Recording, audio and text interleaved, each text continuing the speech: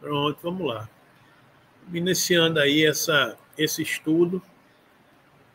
O roteiro 21, né?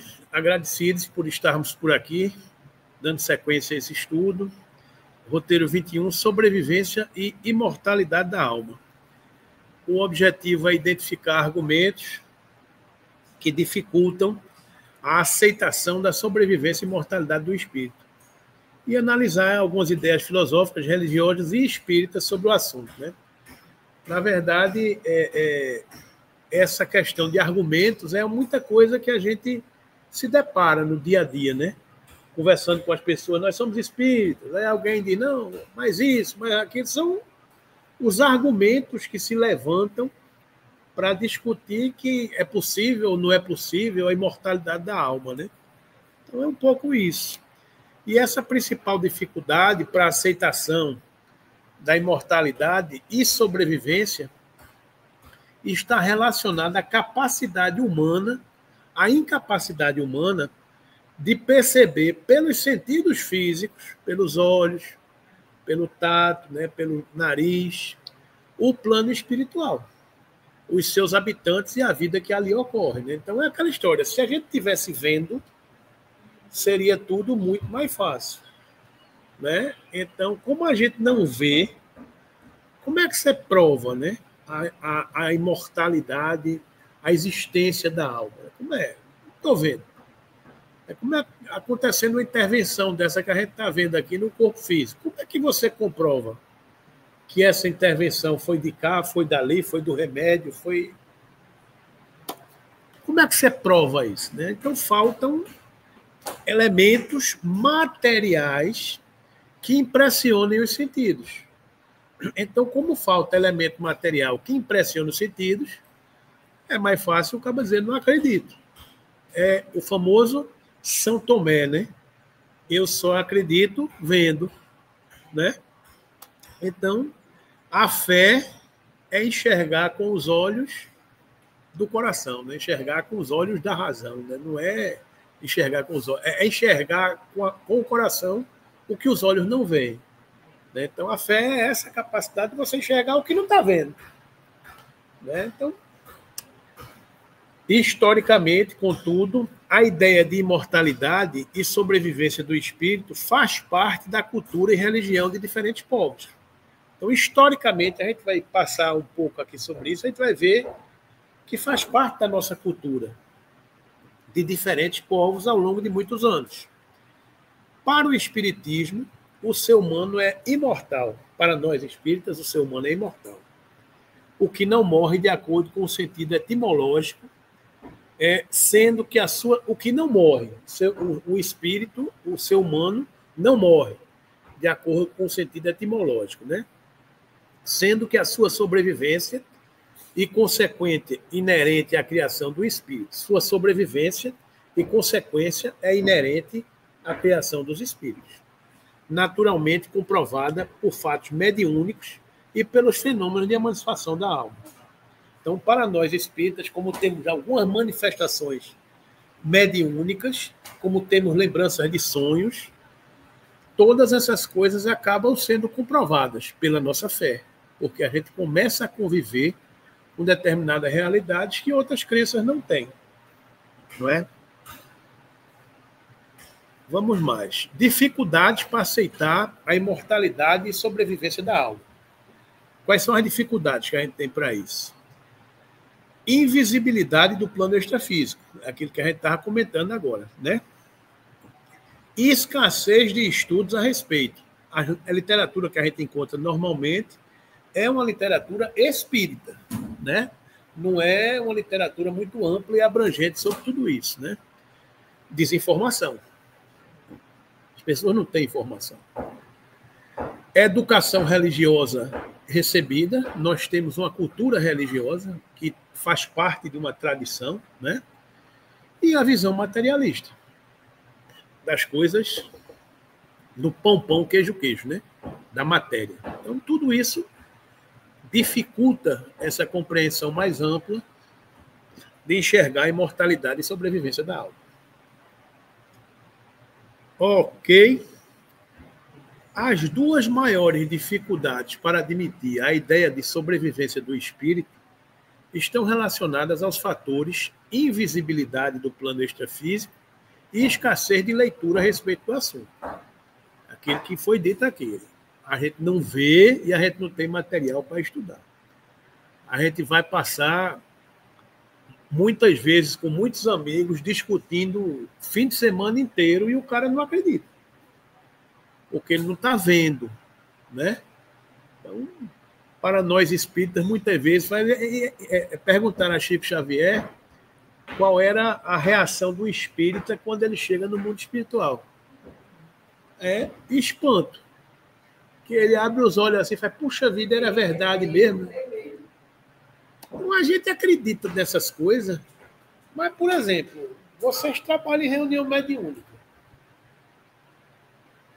Se você chegar em casa, quando abrir a porta, aparecer um irmãozinho, dizer, boa noite, Cida, como vai? Sei. Não sou eu, não.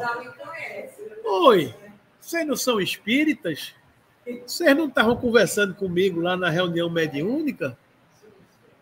Como é que você agora está com esse medo? Né? Se chegar aqui para assistir o curso, tiver dois aqui, sentados aqui, como deve ter. Mas aqui virar para você assim, dizer, oi, Sônia, como vai? Bom dia. Né? Esse aí da sua frente, Rita, olhar para você e dizer, oi, Rita, tudo bem? Você não está acostumado com esse tipo de coisa. Não impressiona seus sentidos. Você, por exemplo, uma criança que convive com o lado espiritual e o lado material com naturalidade, ela vai enxergar e vai achar tudo normal. Tá nem aí. Porque para ela faz parte da paisagem. Essa dimensão, ela administra bem. A gente não. A gente já passou por isso, né?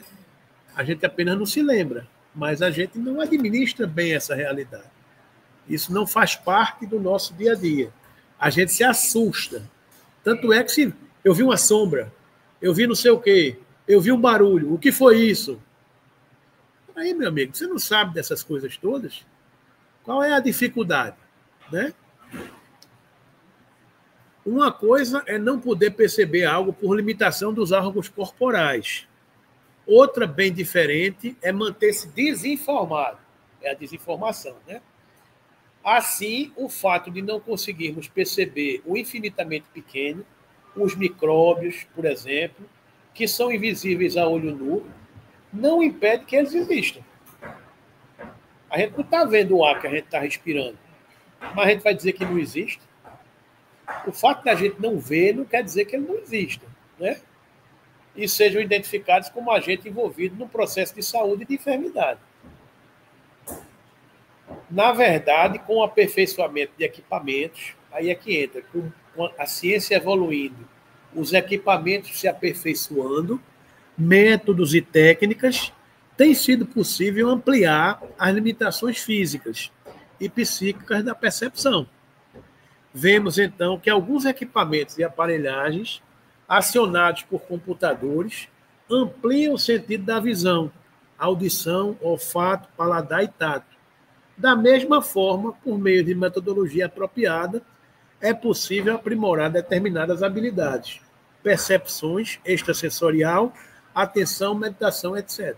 Ou seja, à medida que a humanidade evolui, a ciência evolui, ela consegue desenvolver determinados equipamentos, metodologias, métodos, pesquisas, ferramentas que nos dão mais proximidade com realidades que a gente não conhecia.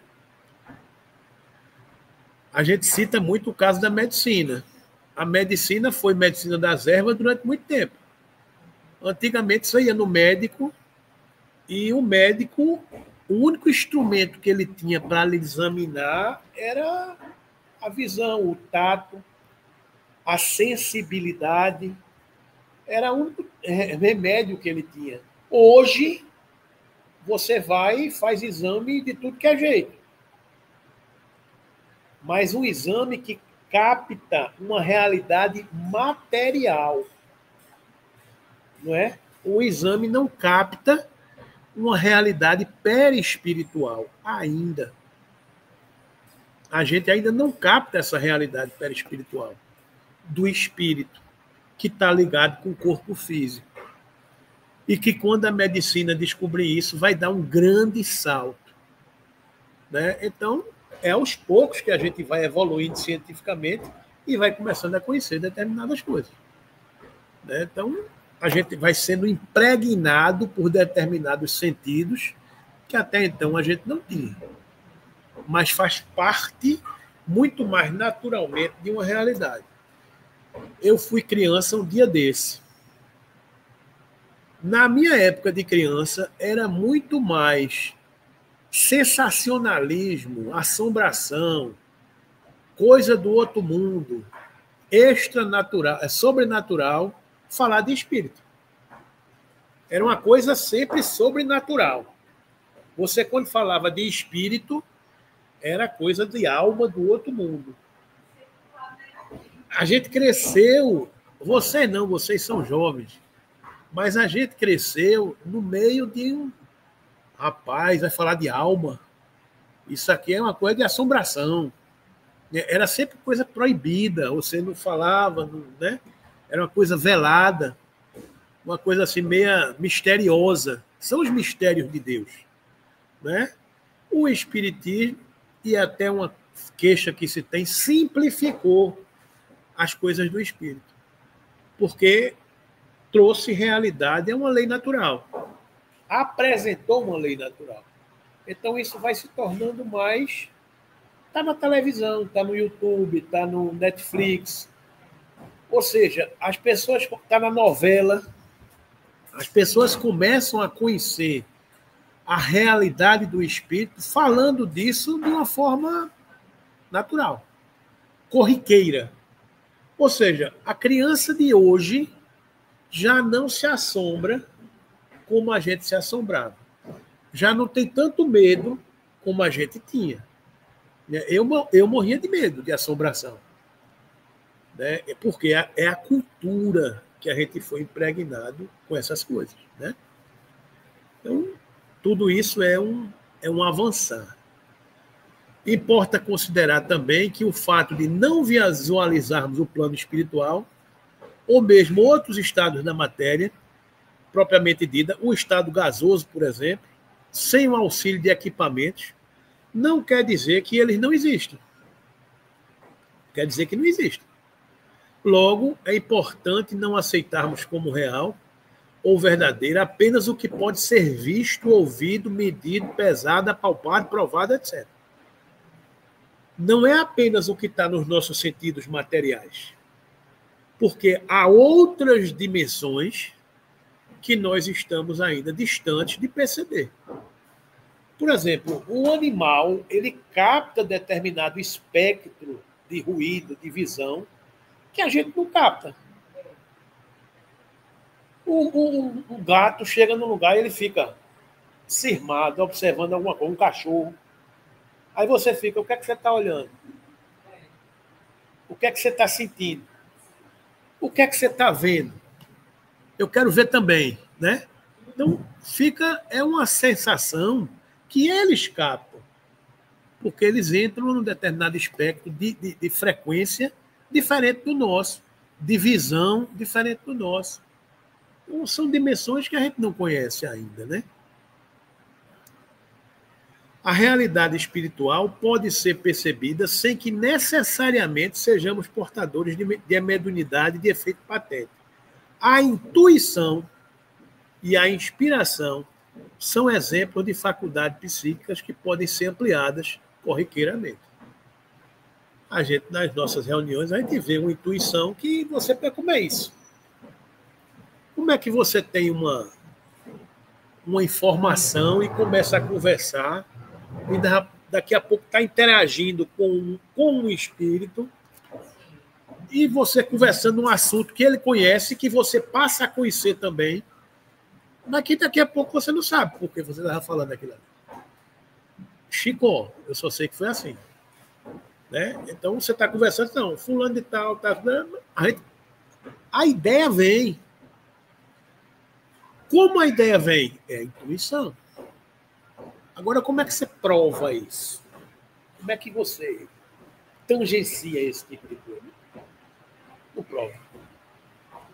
Não prova, né? Chega um médium, olha para a Rita assim, fala, Rita, tô vendo aqui. Tá vendo o quê? Quer ver você ficar assustado, chegar na casa espírita, chegar um espírita ficar olhando para você assim, aí fica. Você fica logo. O que é? Tô vendo. Tá vendo o quê? Você fica logo cismado com as coisas que estão acontecendo. Porque dá, e tem gente que se aproveita disso. Tem gente que diz, eu estou sentindo, eu estou vendo. Tá vendo coisa nenhuma, rapaz. Tá sentindo coisa nenhuma. Não, mas tem gente que gosta desse floreado, né? Para poder ser cortejado, cortejada, né?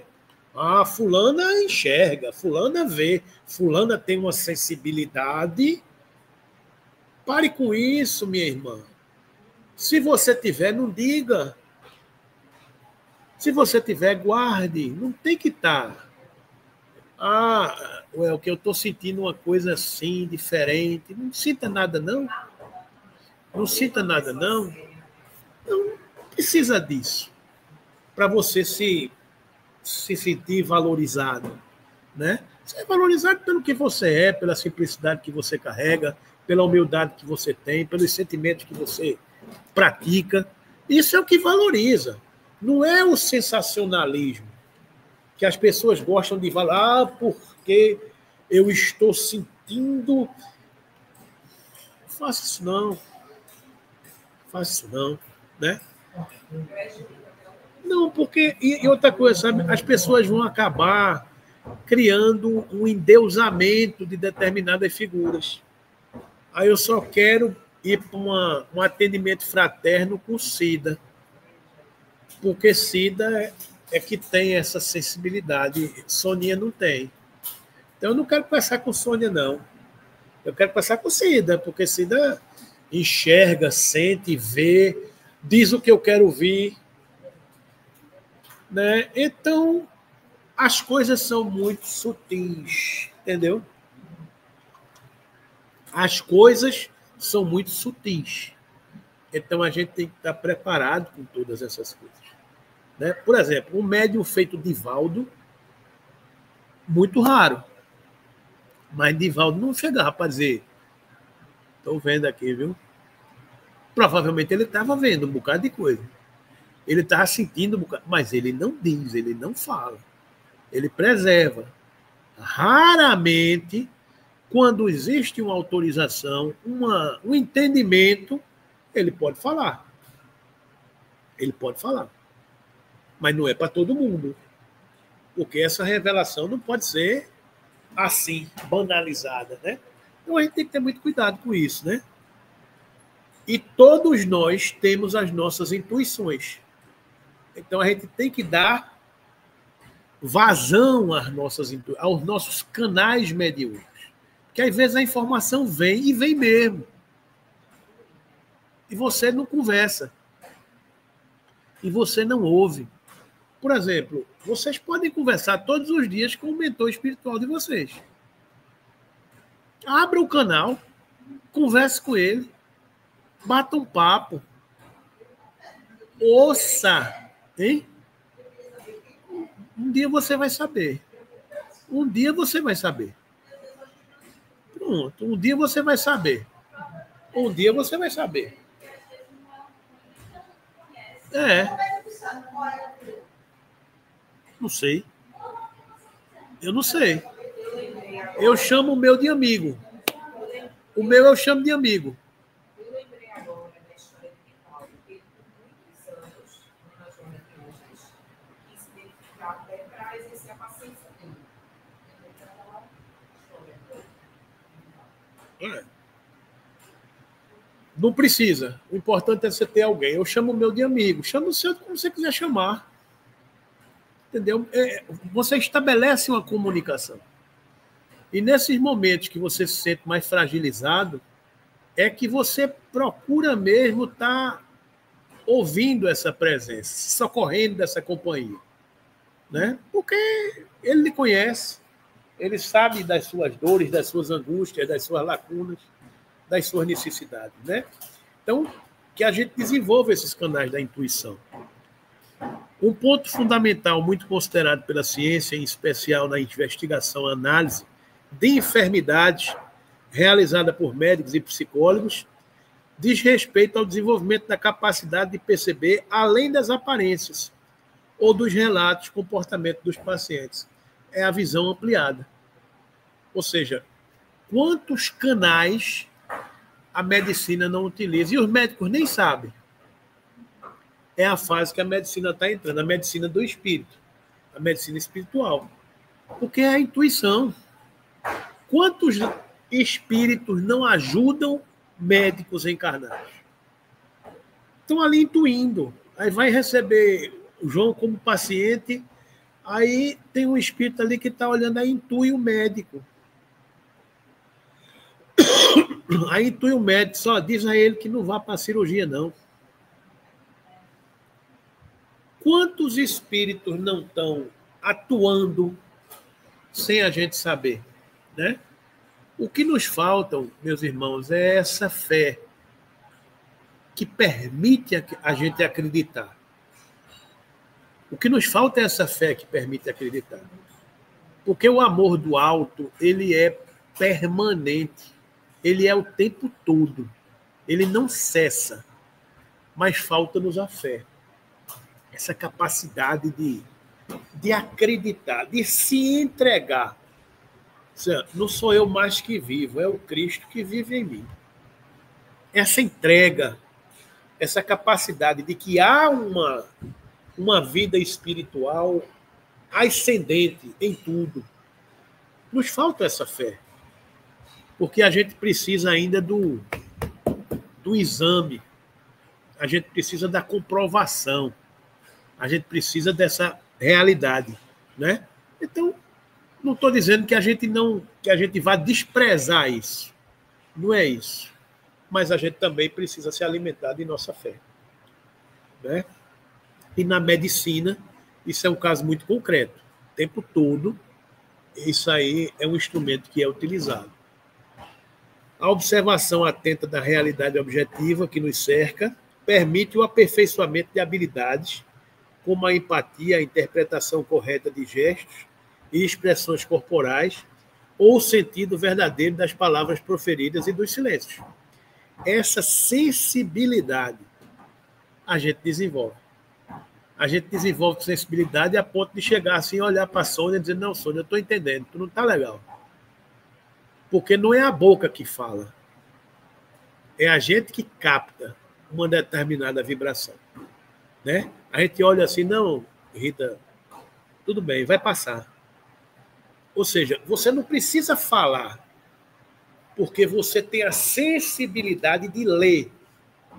Não lê o que a boca fala, mas você lê o que o outro transmite, né? E isso é sensibilidade. Você começa a ter essa sensibilidade na alma, essa percepção extrasensorial.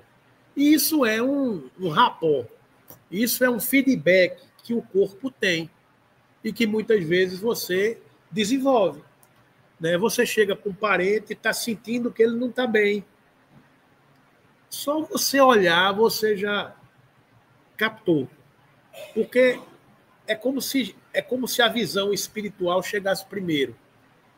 É como se fosse aquela pistolinha de código de barra, né? É como se você chegasse aqui, aí a sua leitura do código de barra do outro leu.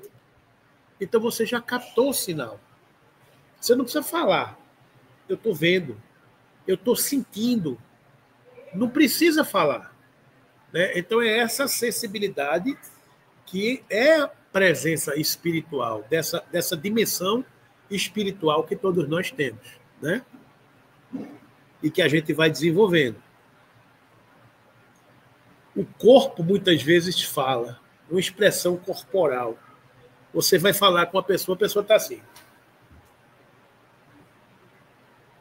O corpo fala. a pessoa está numa atitude de defensiva. Ela não está relaxada, interagindo, deixando que a conversa flua. Ela bloqueia a conversa de alguma forma. Então a conversa não flui, porque você bloqueia a conversa. E o corpo muitas vezes demonstra isso. O semblante muitas vezes demonstra isso. A vibração muitas vezes demonstra isso. E quando você tem essa sensibilidade de captar isso, você já parte com essa vantagem, porque você já está sabendo de antemão o que está sendo colocado. Né? Não precisa falar, você já está vendo. Né? Partindo-se, pois, do conhecido, do visível e audível, pode-se conhecer o invisível, ou o que escapa aos sentidos. Por esse motivo, James Hillman, psicólogo americano, analista junguiano e conferencista de fama mundial, afirma e indaga ao mesmo tempo. Grandes questões filosóficas giram em torno das relações entre o visível e o invisível. Nossas crenças religiosas separam os céus e a terra, esta vida e a vida após a morte, e nossa mentalidade filosófica dicotomiza mente e matéria, o que força o abismo entre o visível e o invisível. Como fazer uma ponte entre ambos? Como se pode transportar o invisível para o visível? Ou o visível para o invisível? Ou seja, a humanidade sempre se depara com essa dificuldade de entender o invisível, de interpretar o visível e as consequências que um tem no outro. A humanidade está sempre em busca dessas respostas. Né? Para esse autor, há 3 pontes que permitem ou facilitam a travessia do visível para o invisível: a matemática, a música e o mito. A matemática você não vê, mas você sabe, é uma ciência que está ali. A música, você pega... A música também é essa realidade. Né? E o mito. Né? Então, considera também que é possível pensar em uma... Bom dia. Em uma quarta ponte. Pois não, amigo. Não sei, amigo. Pergunta lá embaixo, a Edna. Edna. Hein? Mas Terezinha não vi, não, né? Terezinha não vi ainda não hoje. Eu não vi ela ainda hoje, não, viu? Porque normalmente ela fica lá em cima, viu, amigo? Mas ela não está, não, porque ela não passou, não. Considera também que é possível pensar em uma quarta ponte, o misticismo, porque o misticismo iguala o visível ao invisível. Tudo é transparente e proclama sua base invisível. Portanto, para o místico, não há abismo nem problema. Ou seja, realidades que fazem parte do nosso mundo, que são intangíveis, mas que fazem parte do nosso mundo. Né? A música, a matemática, o misticismo, são situações que a gente convive e já faz parte da nossa cultura. E a gente acabou de dizer e avaliar que a espiritualidade hoje faz muito mais parte da nossa vida do que fazia. Porque passa a ser uma dimensão aceitável por maioria. Ou seja, muita gente no mundo é espiritualista. Acredita no espírito, mas não é espírita. Porque não conhece ainda as leis naturais que explicam a relação do mundo material com o mundo espiritual. Mas acredita nessa dimensão. Respeita essa dimensão.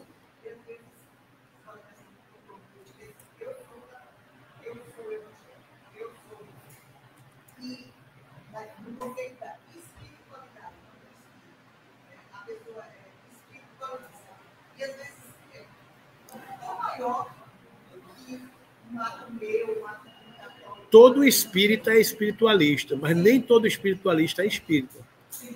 Porque o espiritualista é que acredita, o católico é espiritualista. Né? Porque acredita no espírito, na vida do espírito, na imortalidade da alma. Mas a forma que se acredita na imortalidade da alma tem algumas diferenças e algumas nuances que a gente não vai discutir. A gente não vai discutir. A gente está em plena Semana Santa católica. A Semana Santa comemora, celebra a Páscoa cristã, a Páscoa católica, que é o quê? Que é a ressurreição de Cristo. A ressurreição é o símbolo de que não há morte, da imortalidade. Então, no domingo de Páscoa, a humanidade vai celebrar que após a crucificação de Jesus na Sexta-feira Santa, ele ressuscitou. Então, não há morte, há imortalidade da alma. Ele vai continuar vivo, ressurreto. Não vou entrar no mérito dessa discussão de que é ressurreição ou reencarnação. Palavras que foram colocadas ao longo da humanidade, que a humanidade interpretou, discutiu e aceitou. Culturas que a gente criou ao longo da nossa existência. A gente não vai discutir. O importante é a mensagem, não a morte. A imortalidade da alma. Isso é que é fundamental e nisso a gente converge, né? A sobrevivência da alma é ponto resolvido pelos espiritualistas e religiosos. Sobretudo pelos espíritas. Olha aí, pelos espiritualistas e religiosos. Está resolvido isso. Não tem mais o que discutir, né? Ainda que cada corrente de pensamento tenha uma interpretação particular. A gente não vai discutir. A própria ciência, que tradicionalmente tem como foco o homem corpóreo e a natureza física, já começa a admitir que há algo além do mundo das formas. A ciência já começa a admitir isso. E que o homem não se restringe a um amontoado de ossos, músculos, nervos e células. A existência e a imortalidade da alma representam um desafio que, cedo ou tarde, a ciência terá que enfrentar, como comenta a confreira Hebe Lagui de Souza. Não importa que a ciência nos defina como simplesmente matéria altamente especializada, mas matéria. Complexamente organizada, mas ainda matéria.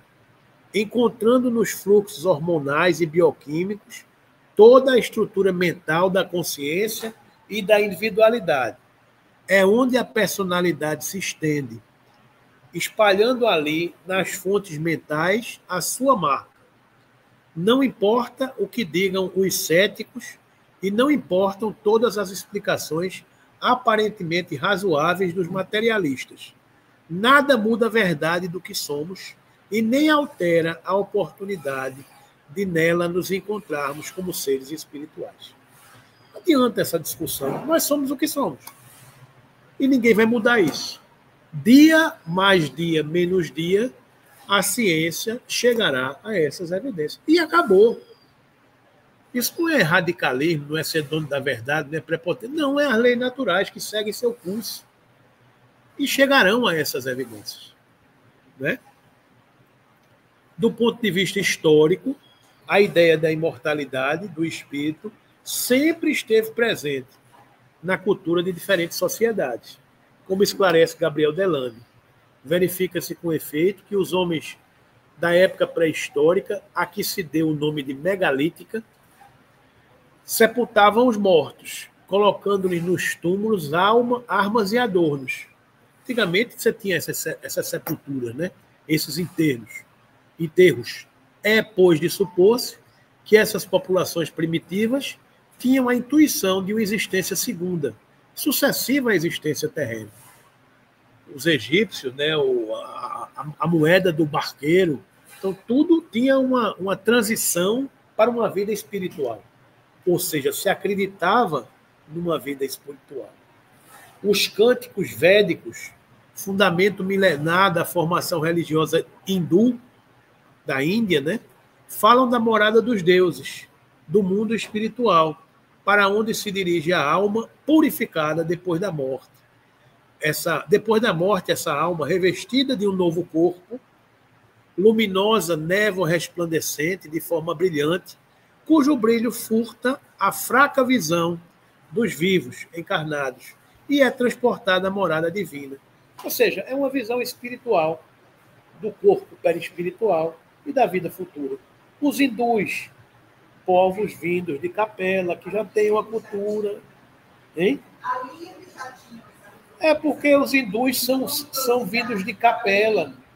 Os hindus é um povo vindo de Capela, que já tem uma formação espiritual. Então, ele já tem um arquétipo de informações, né, que se revelam. Da mesma forma, analisa Delane, tão longe quanto possamos chegar interrogando os egípcios, ouvi-lo-emos afirmar sua fé numa segunda vida do homem, onde habitam os antepassados. Os egípcios também, povos vindos de Capela. Essa ideia de sobrevivência da alma é encontrada nos demais povos da antiguidade. Entre eles destacamos os persas, que seguiam a religião chamada zoroastrismo, ou mazdeísmo, mitraísmo ou parcismo, organizada a partir dos ensinamentos do profeta Zoroastro ou Zaratustra. Era um profeta que viveu entre eles nessa época, né? E aceitavam a crença no paraíso, na ressurreição, no juízo final, na vinda de um Messias. Fato que influenciou as demais religiões monoteístas constituídas posteriormente. Ou seja, uma ideia presente na antiguidade falava da imortalidade da alma. Os gregos, com os ensinamentos dos filósofos, principalmente Sócrates e Platão, pregavam: o homem é uma alma encarnada. Antes da sua encarnação, unida aos tipos primordiais, as ideias do verdadeiro, do bem e do belo, separa-se deles, encarnando e recordando o seu passado. É mais ou menos atormentada pelo desejo de voltar a ele. Alguns escritores, filósofos e teólogos antigos admitiam a imortalidade do espírito.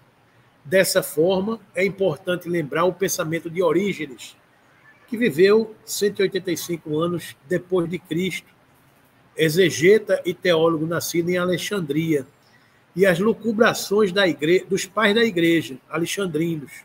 Eles tinham apenas uma dúvida, que afinal foi resolvida. Qual seria o corpo que ressuscitaria no juízo final? O físico, que baixou à sepultura, ou o espiritual, de que nos falou São Paulo e posteriormente Santo Agostinho? Prevalecendo o segundo, o corpo espiritual, o ser etéreo, que seria incorruptível, fino, tênue e imensamente ágil. Né? O italiano Dante Alighieri, que viveu no século XIII, notável escritor medieval, relata em sua monumental obra Divina Comédia a peregrinação da alma nas diferentes regiões do plano espiritual, as 7 camadas do inferno. Né? Dante Alighieri fala dessas visões, vulgarmente conhecidas como inferno, purgatório, ou céu, ou paraíso. Outro escritor e dramaturgo universalmente famoso, William Shakespeare, que viveu no século XVI, exprime em várias obras de sua autoria a convicção da imortalidade do espírito. Por exemplo, em Hamlet, o personagem Hamlet vê e ouve o espírito do pai, morto por assassinato, e com ele dialoga. Em Rei Lear, há interferências de espíritos no cotidiano das pessoas envolvidas no drama. Em Macbeth, a trama gira em torno de premonições anunciadas por 3 médiuns, denominadas bruxas, aparição de espíritos, manifestações de espíritos, fenômenos de sonambulismo, etc. Ou seja, a cultura e a informação da imortalidade e da existência do espírito está impregnada na história da cultura humana. Por quê? Porque todos nós carregamos essas informações nos nossos arquétipos. Né? Na atualidade, há grande impulso para o estudo da parapsicologia forense. Diz respeito ao trabalho mediúnico que envolve a solução de crimes, viabilizado por médios, então denominados investigadores psíquicos. Nos Estados Unidos, esse tipo de prática é relativamente comum. Ou seja, o investigador forense, um médium, para tentar identificar o que foi que houve. Né? Que médios trabalham em conjunto com a polícia na investigação de crimes de difícil solução. Inexistência de testemunhas, escassez de provas, exceto de suspeito, etc. Ou seja, nos Estados Unidos eles já consideram em algumas regiões essa situação. A abrangência dos fatos espíritas teve novo impulso quando alguns estudiosos verificaram ser possível a comunicação dos espíritos por meio de instrumentos e máquinas, quais sejam gravadores de vozes, rádio, televisão, telefone, computador, entre outros. Esse tipo de comunicação foi cunhado com o nome de transcomunicação instrumental. A origem moderna da TCI, transcomunicação instrumental, está situada no início do século XX, quando alguns cientistas, como Thomas Alva Edison e Attila von Szalay, entre outros, começaram suas experiências de transcomunicação com aparelhos pouco sofisticados. Acredita-se que a primeira obra sobre o assunto foi Vozes do Além pelo telefone do brasileiro Oscar Dargonel, publicada no Rio de Janeiro em 1925. Em 1959, Jungerson, russo naturalizado sueco, obteve gravações de vozes de espírito com uma surpreendente regularidade. Ele botava um gravador, ficava gravando o silêncio, e de repente surgia uma voz de um espírito gravada no meio do gravador. Eles captavam também imagens na televisão. Antigamente tinha aquela televisão, a imagem branca, que ficava chiando. Aí, de repente, aparecia uma imagem de algum espírito aparecendo lá. Isso são transcomunicação instrumental, né? Com a publicação de suas pesquisas em 1964, a TCI tornou-se mundialmente conhecida. Os resultados do trabalho de Jungerson estimularam o psicólogo e literato lituano Haldive a iniciar pesquisas sobre o tema, em 1965. Haldive é considerado um dos maiores estudiosos do assunto em todo o planeta. Esse pesquisador realizou a proeza de gravar 72 mil frases de espíritos que estão publicadas em sua obra O Inaudível Torna-se Audível. E uma outra questão que fala da imortalidade. Aqui no Brasil, a gente tem um pesquisador muito influente nesse assunto de transcomunicação instrumental, é o baiano Clóvis Nunes, que é um estudioso dessa temática de transcomunicação instrumental. Tem até um livro chamado Transcomunicação Instrumental. Então, essa outra questão é a experiência de quase morte, a famosa EQM. É uma outra linha de pesquisa, especialmente desenvolvida pela médica suíça naturalizada americana, Elisabeth Kleber-Ross. A pesquisa de EQM, experiência de quase morte, faz referência a um conjunto de sensações e percepções associadas à situação de morte iminente, em razão da hipoxia cerebral, sendo que as mais divulgadas são o efeito túnel e a experiência fora do corpo, também denominada autoscopia. O termo foi cunhado por Raymond Moody em seu livro Vida Depois da Vida, escrito em 1975. As pessoas que vivenciaram o fenômeno de EQM relatam que flutuam acima do corpo físico. Têm consciência nítida das suas duas realidades. A do corpo físico, que está ali parado e deitado em cima de uma cama, e a do espírito, que está voando no ambiente que ele está presente, né? Viajam por um túnel luminoso e informam que os seus sentidos ficam muito ampliados, sendo possível ter visão de 360 graus. Há encontros com parentes ou amigos desencarnados, e também com seres de luz, que lhe proporcionam paz interior. E em alguns outros relatos, há encontros não muito felizes com desencarnados. Ou seja, experiências de quase morte. Alguém que tem uma morte clínica e que tem uma visão do mundo espiritual, e que é ressuscitado, digamos assim. E quando ressuscita, ele tem a visão, ele relata o que ele viu no mundo espiritual. É.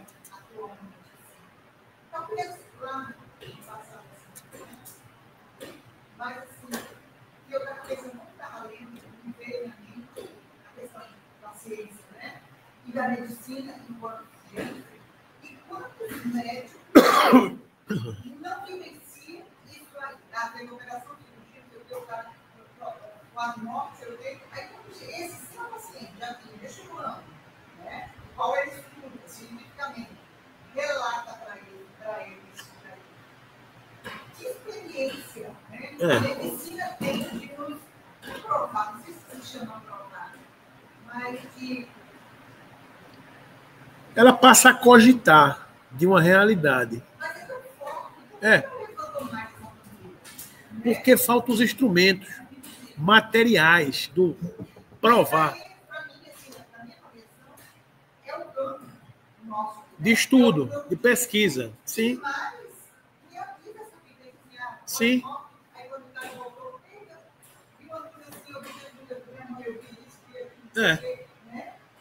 Porque eu não conheço nenhuma outra área espiritual, mediúnica, desses tratamentos, eu não conheço nenhuma outra área você não vai ver isso. Alguém chega perto de você, quem sabe, né? Na nossa área não está surgindo, né? A inteligência artificial vem de onde?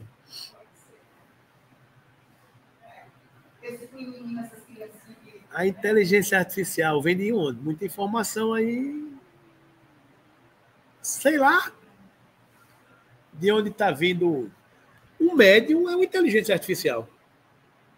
O médium está falando com a ideia de outro. Então é uma inteligência fora dele. Muito. Sei não. Vamos andar. Né? Vamos andar. Então, para concluir, ideias espíritas sobre a imortalidade e sobrevivência do espírito, que é o que a gente sabe, né? Somos espíritos imortais, sobrevivemos à morte do corpo, isso aí já é uma realidade que nós espíritas sabemos, estudamos e entendemos. Após a desencarnação, viveremos no plano espiritual ou extrafísico, conservamos lá a nossa individualidade e acúmulo de conhecimento adquirido nas reencarnações e estágios no plano espiritual. Fomos criados para viver no plano espiritual.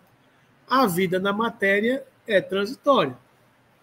Essa realidade é a realidade que o Espiritismo nos explica, nos ensina e que a gente já conhece, né?